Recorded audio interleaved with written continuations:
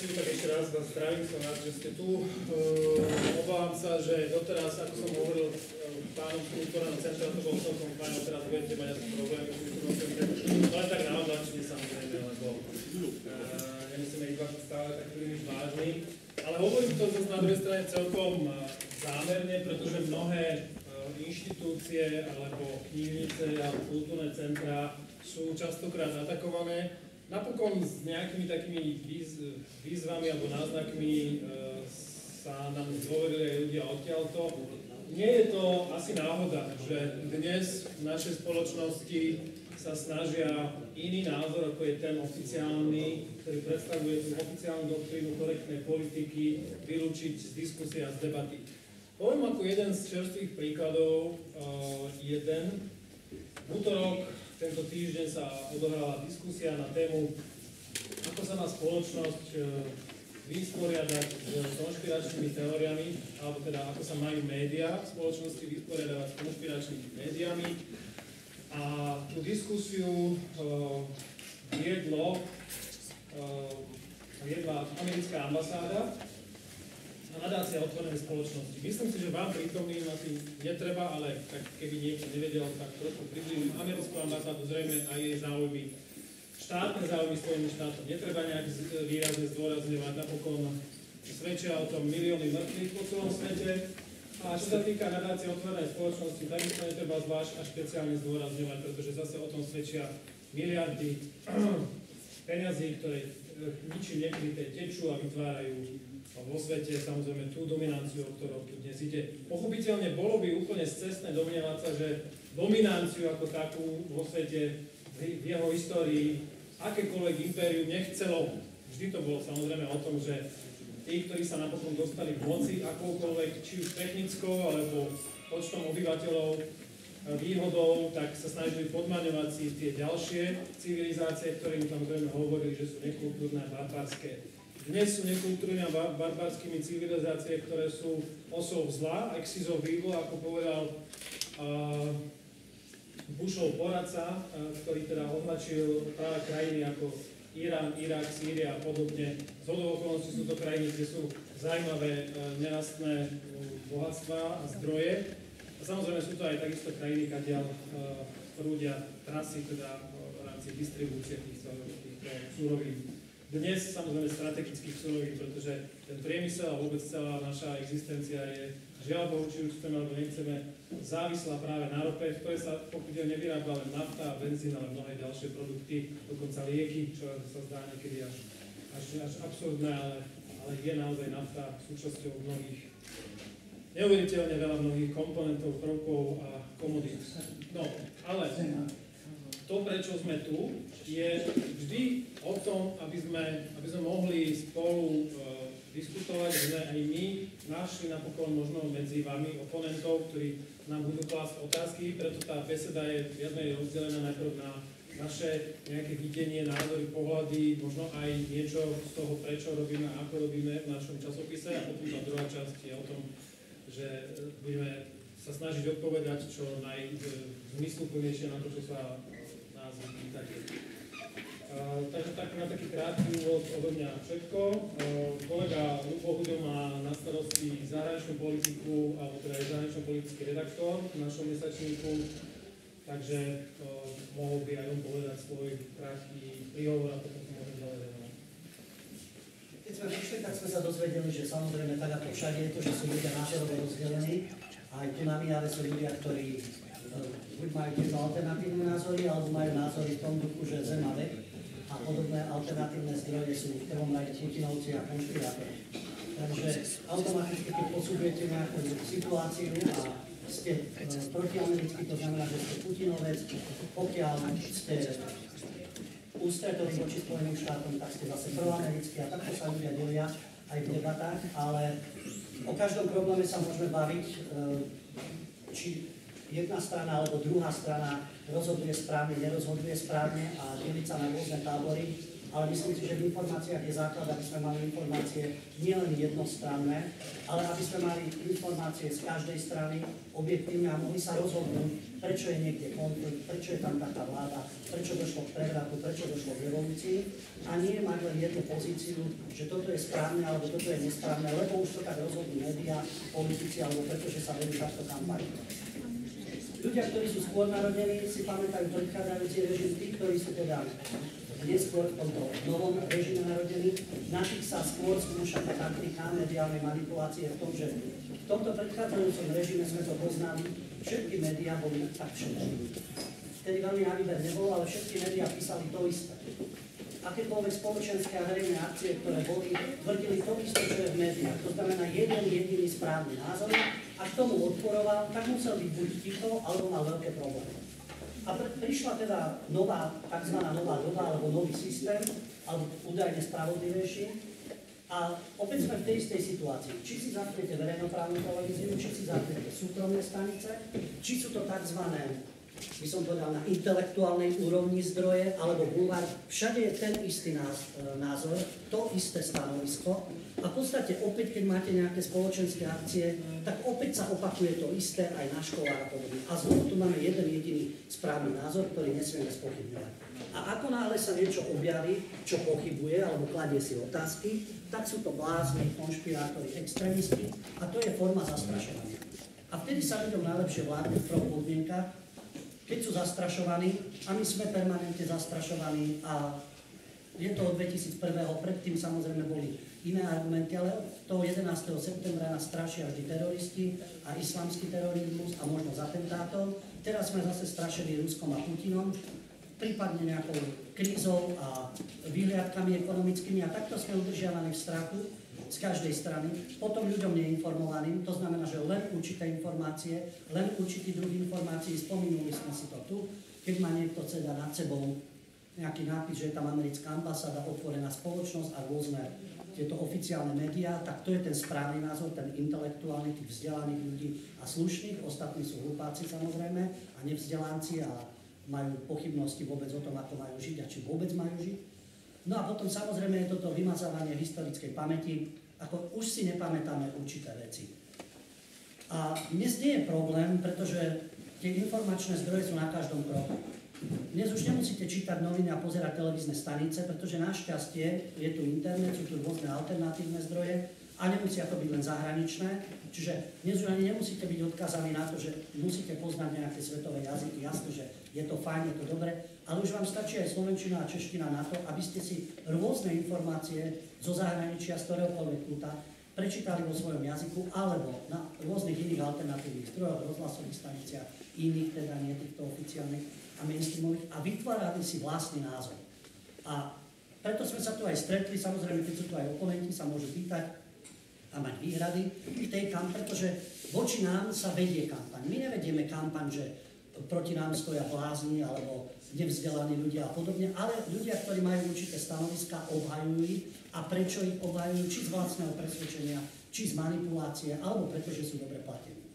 A nám sa samozrejme vyčíta ako nevzdelanosť, zavádzanie, nejaké zištné úmysly, ja neviem, nejaké financovanie, samozrejme ruskou stranou, pretože ten, kto je platený a kto je na výplatnej listine, si nedokáže predstaviť, aby nejaká druhá strana dokázala pracovať z čistého idealizmu, zo svojich spontánnych myšlienok, zo svojho presvedčenia, alebo z toho, že chce poznať realitu nie takú, ako mu predvádzajú. Takže automaticky predpokladá, že aj druhá strana musí dostávať prostriedky, musí niekomu slúžiť a musí manipulovať verejnosťou.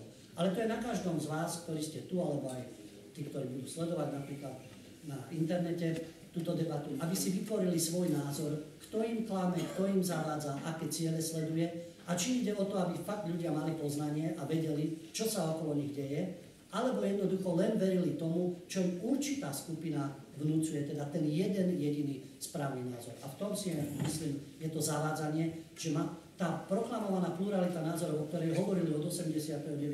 všetci tí haloidi, tak náhodou, teraz im nie náhodou, ale účelovo im vyhovuje len jeden jediný správny pohľad. A tým pádom sa nelíšia od predchádzajúceho režimu. Dali ľuďom určitú voľnosť, dali im konzum, ale napriek tomu, že existujú rôzne informačné zdroje, cieľom je znevažovať, urážať, spochybňovať, aby zase ľudia verili len v jednu verziu udalosti. Takže verím, že aj toto je účel tohto stretnutia, aby sme sa diskutovali o týchto veciach a snažili sa veci poznať a nielen slepo veriť niekomu. A či hlavnému prúdu alebo alternatíve, to je na každého, si myslím, jeho vlastnom rozume, uvažovania a životných skúsenostiach, aby posúdil, čomu môže dôverovať a čomu nie. Ďakujem. Marian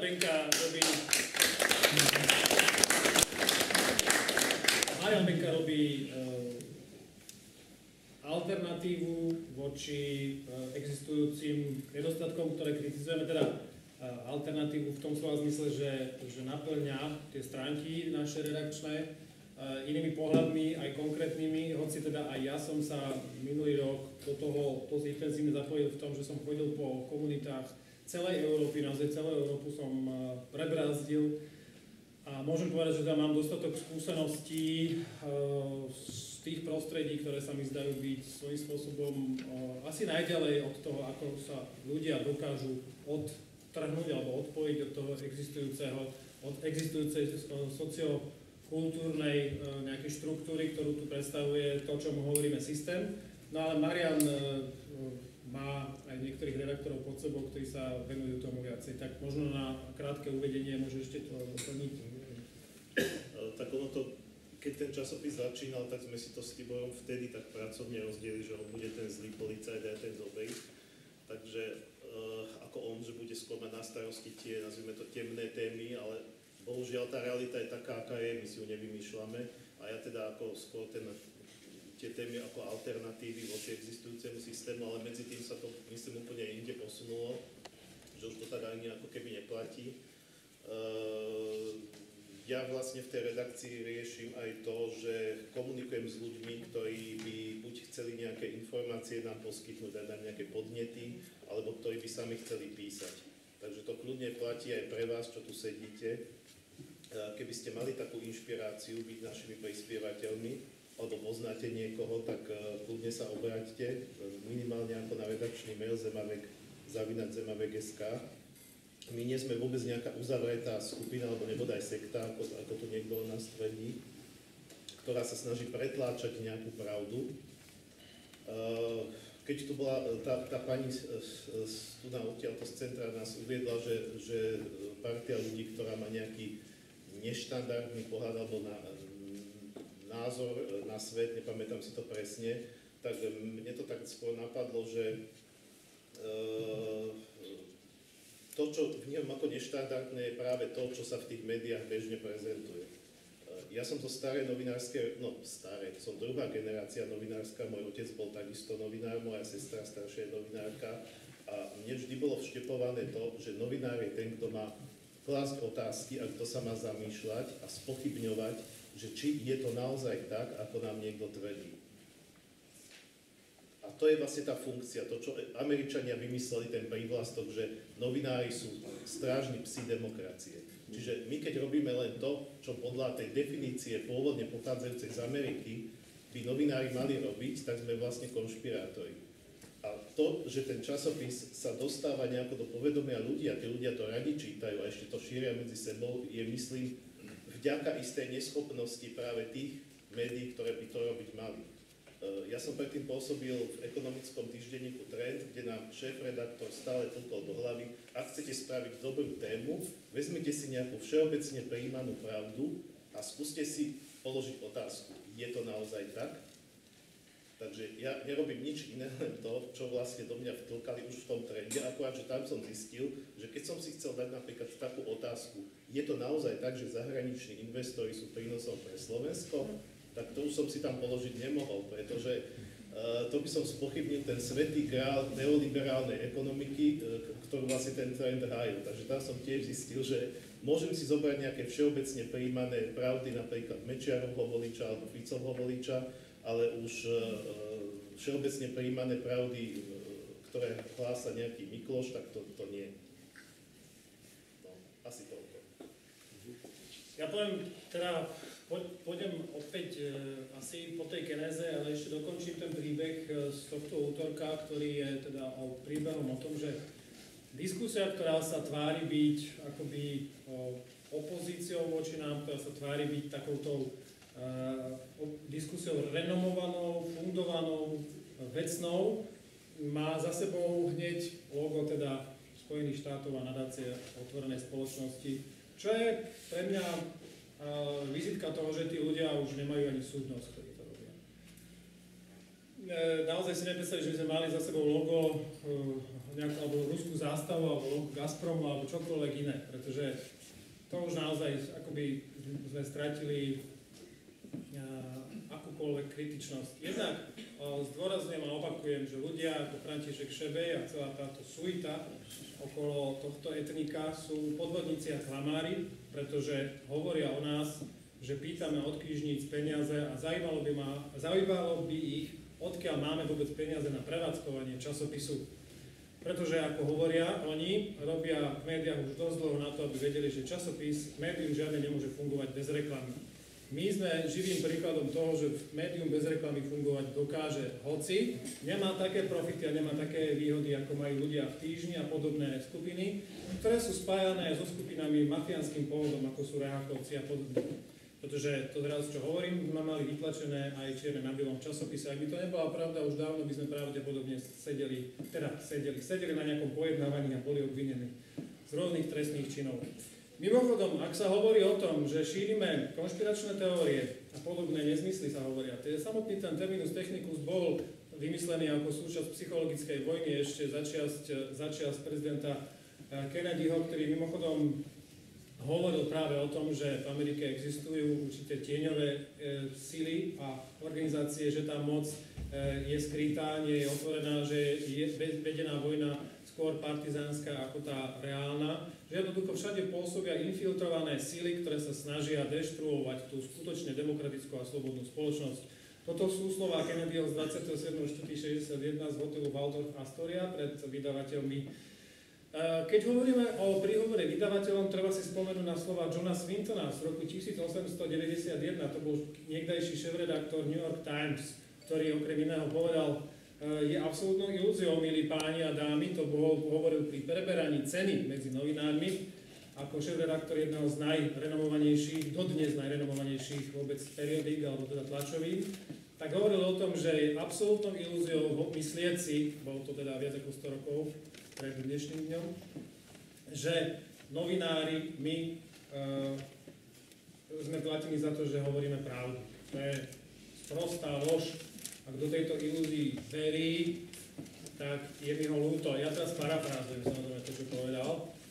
A hovoril o tom, že vy aj ja dobre viete, že sme platení a kým sme platení a že sme obyčajní prestitúti. To znamená, robíme si len svoju prácu a udržiavame vlastne chod lží a virtuálnej reality, tak ako v podstate dnes udržujú mnohí ďalší a ďalší novinári, ktorí dnes vytvárajú tú virtuálnu realitu sveta, ktorí nám simulujú, ale nie sprostredkovávajú tak, ako je. Dnes našťastie existuje internet, existujú mobilné telefóny, ktoré dokážu tú realitu sprostredkovávať bez toho, aby mal niekto monopol na šírenie a sprostredkovávanie, na ten transfer informačný. Znamená, že ľudia si dokážu už niektoré informácie sprostredkovávať bez prostredníka, čiže toho média. Stávajú sa sami nositeľom médií. A tak sa dnes stane, že pani, ktorá dnes príde, vie hovoriť o tom, čo sa stalo na Ukrajine, že tam vybuchol trolejbus alebo autobus. Vieme pravdepodobne, kto bol asi za tým, pretože vidíme, že aké súvislosti, konotácie, nemôžeme byť pri všetkom, nevieme všetko, ale dnes, vzhľadom na to, že už nemáme iba vďaka Pánu Bohu Reuters a AP, ktoré sú vždy len v rukách tých, ktorí dnes majú médiá naozaj pod kontrolou, a je to 6 veľkých nadnárodných skupín, ktorým sa hovorí Big Media. Bol 5, teraz je 6. Tých vlastníci tých najväčších médií, o tom sme hovorili, sú všetci židovského pôvodu. Keď hovoríme o tom, že sú židovského pôvodu, neznamená, že sme antisemiti, lebo je to hlúposť. Ďalšia. To hovoríme len holú skutočnosť. Ak niekto hovorí o holej skutočnosti, nemôže byť homofób alebo nenávistný človek. Je to normálna realita. Neviem, čo je na tom zle. Sú šikovní, tak fajn, podarilo sa im to. A Na druhej strane ale nemôžeme hovoriť, že by tým pádom určité vplyvy v týchto médiách nemohli rezonovať práve takým spôsobom, že určité veci obhajujú a určité veci sa snažia skrývať a zametať pod koberec. Napríklad ako situácia v Palestíne, kde už 40 rokov funguje štát postavený na krvi a terore.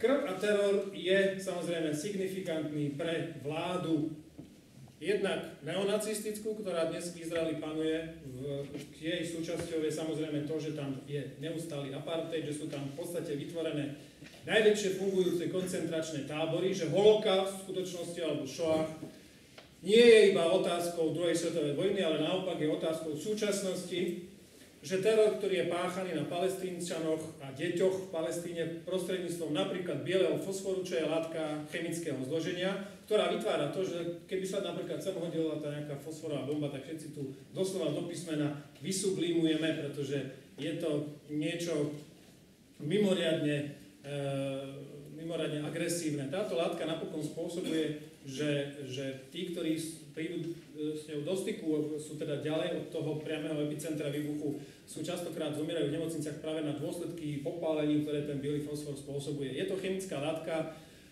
zbraň hromadného ničenia, zakázaná zbraň hromadného ničenia. Ak by neexistovala karta antisemitizmu, ktorou oni tak veľmi radi operujú, tak by samozrejme museli byť títo vojnoví zločinci, ktorí páchajú takéto ohavné činy, napríklad na deťoch, alebo aj na civilnom obyvateľstve Palestíny, tak by museli byť hnaní pred Medzinárodný súdny tribunál. Toto je to, čo my kritizujeme. Ak sme kvôli tomuto antisemiti, tak potom budem rád antisemita. Napokon moje korene sú blízkovýchodné, takže neviem, ako môže niekto hovoriť o antisemitizme.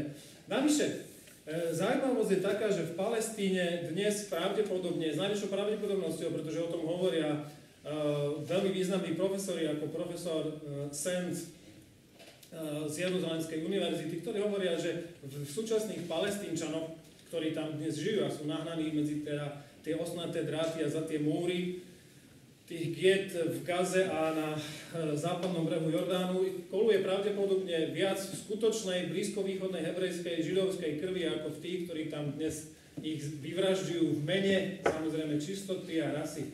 Čistej rasy, ktorá sa zdá, že naozaj to myslí vážne s tým, že tvrdí o sebe, že je vyvolená. Ja naopak si myslím, že vyvolení sme my všetci už len tým, že sa narodili, že sme vyhrali medzi tými všetkými miliardami spermí, ktoré sa snažili oplodniť vajíčko, takže mám pocit, že naozaj každý z nás je dôsledkom toho, že už vyhral medzi miliónmi iných, ktorí sa snažili byť na jeho mieste. V tomto zmysle sa ja pokladám za vyvoleného a ja si myslím, že asi aj my všetci môžeme takto isto zmýšľať. Ak zmýšľame inak, ak zmýšľame tak, že táto krajina nám patrí na základe nejakej listiny, ktorú si sami napíšeme, napokon na základe kultúry, ktorú ukradneme ostatným národom, na základe náboženstva, ktoré povykrádame takisto ďalším národom, na základe šesťcipej hviezdy, ktorú takisto ukradneme ako symbol iného národa, tak potom sa mi tu zdá, že niečo nie je v poriadku. Navyše, ak celý svet s týmto terorom súhlasí, ale len zo pár jednotlivcov sa v niektorých štátoch odváži to kritizovať. Našťastie medzi tými jednotlivcami dnes sú mená ako Roger Waters, ktorý je jeden z významných hudobníkov, možno niektorí poznáte, ktorý hrá a založil teda jeden z spoluzakladateľov kapely Pink Floyd. Medzi nimi je Annie Lennox zo skupiny Eurythmics, medzi nimi je Stephen Hawking ako jeden z významných fyzikov a vôbec mysliteľov tohto sveta. Medzi nimi je Günter Grass ako nositeľ Nobelovej ceny a tak ďalej a tak ďalej. Dalo by sa pokračovať veľmi dlho, ktorí dnes nemajú žiadne obavy, aby kritizovali práve tento palestínsky teror. Napokon práve tá téma medzinárodného sionizmu, pretože toto je skutočný nástupca neonacizmu a nacizmu vôbec v dnešnom svete, ktorý rozputáva vojny, je ústrednou témou, ktorú budeme riešiť v marcovom čísle. My sa snažíme dávať samozrejme priestor aj tým, ktorí nezdieľajú rovnaký názor ako my. My sme sa už v minulosti snažili rozprávať s izraelským veľvyslancom, možno ste niektorí zachytili ten rozhovor, ktorý nám poskytol, ale ono to celé to začalo tak, že najprv nám povedal, pošlite nám otázky, ja si ich pozriem a budem na to reagovať. Otázky sme poslali, on nám potvrdil, alebo teda ambasáda izraelská na Slovensku nám potvrdila, že pán veľvyslanec videl a bude sa nimi zaoberať. Potom nám prišlo rozhodnutie, že teda takýmito otázkami sa on zaoberať nebude a jednoducho prišlo nám zamietavé stanovisko. Takisto nejakým spôsobom reagujú a odpovedajú naši oponenti názoroví. Keď sa ich pýtame, že teda povedzte nám, v čom šírime blúdy, čo je postavené teda na vode a čo sú to tie nezmysly, lebo nestačí stále do nekonečna omielať slovo konšpiračné teórie ako mantru, nestačí hovoriť ako mantru stále dokola blúd.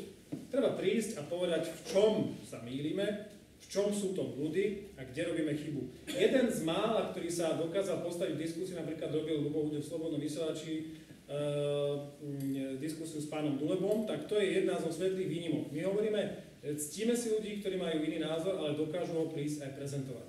Pokiaľ my sme ale oslovili pána Meška z vydavateľstva Martinus ako jedného zo šéfov, oslovili sme pána Kočálku ako generálneho riaditeľa Pantarej, ktorý bol na tejto diskusii útorkovej, oslovili sme takisto pána Čikovského, ktorý je zástupca šéfredaktora projektu N, aby prišli teda, a keďže my sme neboli pozvaní na diskusiu, ktorá bola práve o nás, hoci tam naše mená nepadli, hovorili iba o jeho knihe, jeho časopise. Už mi Ľubo hovoril, že asi to mali na mysli Jehovu. Ale asi nie. V tomto prípade.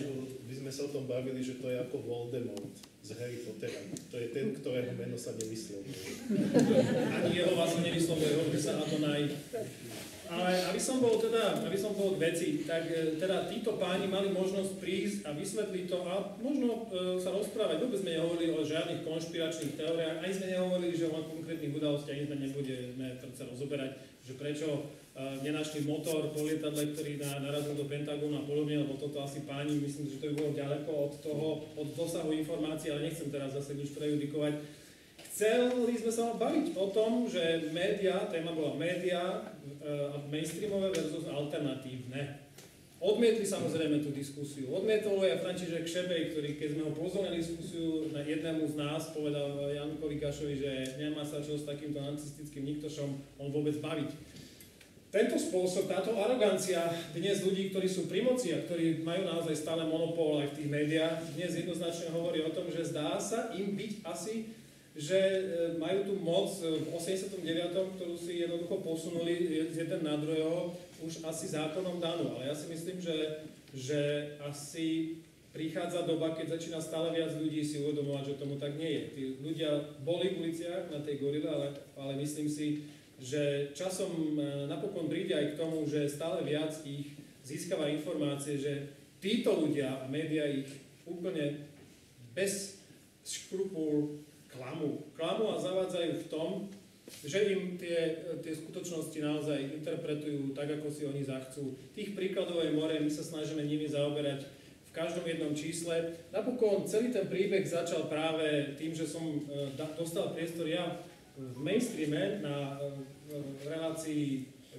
Mlčanie na Rádiu Viva, kde prvýkrát, a v podstate to spomenul pred 2 dňami aj šéf Martinusu, že tu v tomto bode v podstate začal vo väčšom v rámci mainstreamu a v rámci vôbec slovenských médií, ale nielen slovenských, podotýkam, sa dostávať do priestoru práve mainstreamu iný pohľad na skutočnosti, ako nám predostierajú práve len tieto médiá. Samozrejme, bol tu aj predtým aj iní novinári, bol tu napokon aj Ľubo, ktorý má možnosť v slovenskej televízii hovoriť v rannom bloku o niektorých skutočnostiach, ktoré sa vtedy zdali mnohým ľuďom stále ako sci-fi. Napokon dnes sa stále to, o čom hovoríme mnohým ľuďom, zdá byť neuveriteľné, zdajú sa to byť hlúposti. Napokon šéf zase druhého knihkupectva, pán Kočálka v Pantarej uviedol, že za ním chodia jeho známi a hovoria mu, že prosím vás, tie jeho knihy, ako môžeš predávať, lebo však to sú strašné ako niektoré nezmysly a blúdy.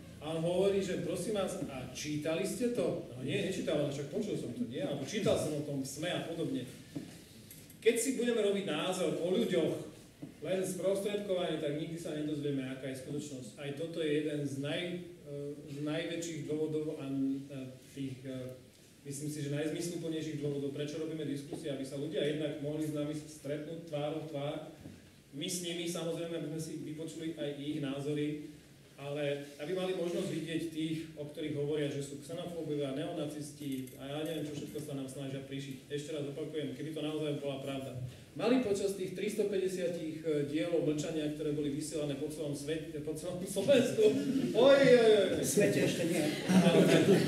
Nobody's perfect, niekedy možno bude. Mlčania ide ako na Slovensku. Pripravujú sa aj jazykové mutácie. Ja chcem povedať, že ak by naozaj k tomu došlo, že naplňam ja nejakú skutkovú podstatu trestného činu šírenia antisemitizmu, nenávisti a podobne podľa paragrafu existujúceho, tak myslím si, že dávno by už teda sa začalo konanie, ktoré by obmedzilo tú reláciu alebo by ju absolútne zastavilo. Čiže z tohto si môžete asi aj urobiť sami úsudok a názor, do akej miery tam boli používané lži. Tá relácia bola, tie dôkazy existujú a sú sledované. Teraz nehovorím len priaznivcami, ale práve aj tými, ktorí sa snažili ju zrušiť. Jeden jediný podnet za celý ten čas prišiel, a síce prišiel vtedy, keď som hovoril o... ten diel sa volal Kto strieľal z Aurory a bolo to o tom, že teda v pozadí ruskej revolúcie v roku 1917 stáli finančné skupiny. Tie finančné skupiny mali opäť, ako aj dnes, nejakú súvislosť práve s tým etnikom, ktoré kritizujeme za to, čo sa dnes robí v Izraeli. Hovoríme o Chadzaroch, ani nie tak o Židoch. A práve títo ľudia vo veľkej miere sponzorovali, ale aj napokon stáli na čele prvého Sovnárkomu, to bola teda prvá ruská vláda. Napokon stáli na čele Čeky, neskôr NKVD a neskôr proste tajných služieb, ktoré v Rusku mali na svedomí miliónové straty a samozrejme gulagy a to všetko, čo určite viete. Napokon to všetko, o čom písal aj Solženicyn vo svojich knihách 200 let pospolu, ktorá je v Amerike zakázanou knihou, teda zakázaná aj publikovať, nikto si to nedovolí, u nás našťastie tá kniha vyšla, neviem ako to je v súčasnosti, ale myslím, že tá kniha je stále bežne na pultoch. Tak odporúčal by som naozaj, to je cenná kronika toho, čo sa tam v skutočnosti dialo. A napokon to, že tam existovalo drvivé percento teda Židov, ktorí ovládali jednak ruské tajné služby, ale aj samotný chod vtedajšieho Sovietskeho zväzu a aj samotnú revolúciu, je fakt. Na tom není nič, čo by bolo znova antisemické. Je to fakt, nad ktorým treba proste spraviť čiaru, veď preboha neexistuje inštitút kolektívnej viny, to je absolútny nezmysel. A o tomto fakte sa dokázali úplne bez nejakých hemungov rozprávať slobodne a otvorene Berel Lazar ako šéf vlastne ruskej cirkvi, teda židovskej, a s Putinom v roku 2013 a priniesli o tom napokon informáciu, o tom, že sa o tomto bavili v Ruskom múzeu, priniesli o tom informáciu izraelské noviny Haaretz, čiže o tejto minulosti proste normálne otvorene hovoria, no tak stalo sa, no tak ideme ďalej.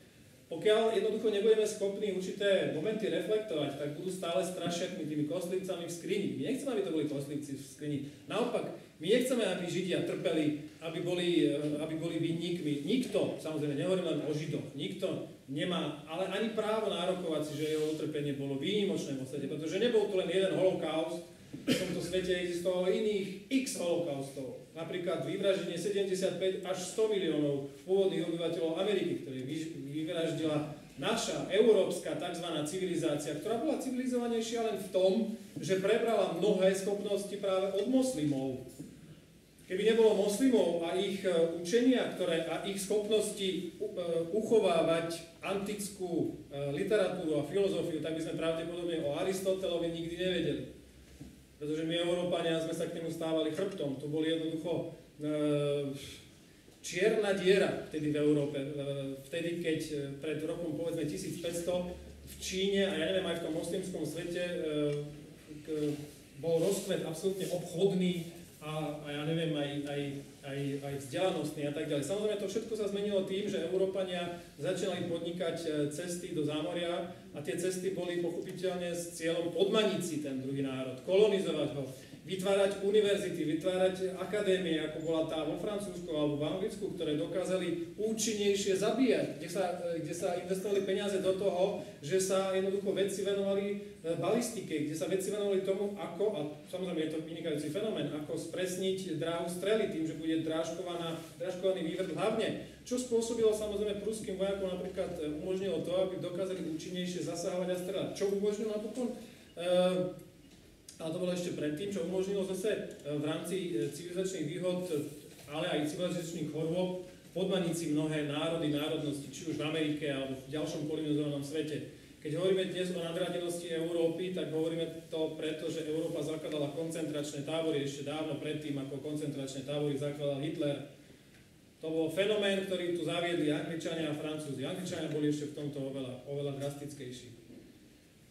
A je tým známe samozrejme celé to anglické impérium. Ak hovoríme samozrejme o tom, že sa tam infiltrovali kupci benátsky, o ktorom hovoril Šilokovi, o ktorom hovoril ešte kedysi, ale teda písal Shakespeare, ako fenomén opäť určitého etnika, ktoré si v Benátkach spravilo svoje geto a kde dokázali proste vytvoriť to, že požičiavali peniaze za úrok. A pritom oni majú vo svojom Deuteronómiu 2021 napísané jasne. Úrok je hriech, proste nepožičiaš len, samozrejme, svojmu bratovi. Tým, ktorí sú mimo našej obce, tým požičiavať na úrok môžeš. Týmto je zadefinovaná už v Pentateuchu, už v ich písme, istá nadradenosť, že sami sebe nebudete robiť škodu, ale tým ostatným môžete. Takýto fenomén, alebo takéto myslenie, že som vyvolený, ale takéto myslenie, že som nadradený, je myslením, ktoré nám tu prezentoval aj Adolf Hitler, ktorý hovoril o nadradenej árijskej rase. A o Slovanoch, to chcem teraz pripomenúť tým, ktorí by sympatizovali s fašizmom a nacizmom.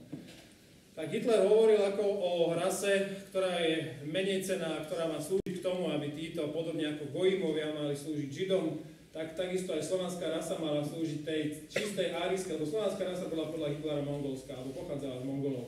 Ono niečo na tom trošku je, ale nie z Mongolov, ale sú to indoeurópske R1, B1, keď hovoríme o DNA korene. Ale toto sú jednoducho absolútne zvrátené veci, ktoré sa šíria. Či už je to eugenika, ktorú podporuje samozrejme Rockefeller, a ktorú podporuje Rockefellerová nadácia, a ktorú podporuje Fordová nadácia a tak ďalej. Tých tém, ktoré hovoríme, výbušných tém, tých mín, po ktorých tak našlapujeme, ale tak, aby nevybuchli sem tam, teda, lebo potom je to naozaj smrtonosné. Je hrozne veľa, vy veľmi dobre o nich viete. A možno jediným zmyslom, alebo tým najväčším zmyslom, prečo sme tu a prečo o tom hovoríme, je ten, že konečne nemusíme ako nemý klopať na to akvárium, ktoré vytvára tá televízia. Vidíme tam, ako sa tam modré a červené rybičky snažia presvedčiť nás o svojej pravde.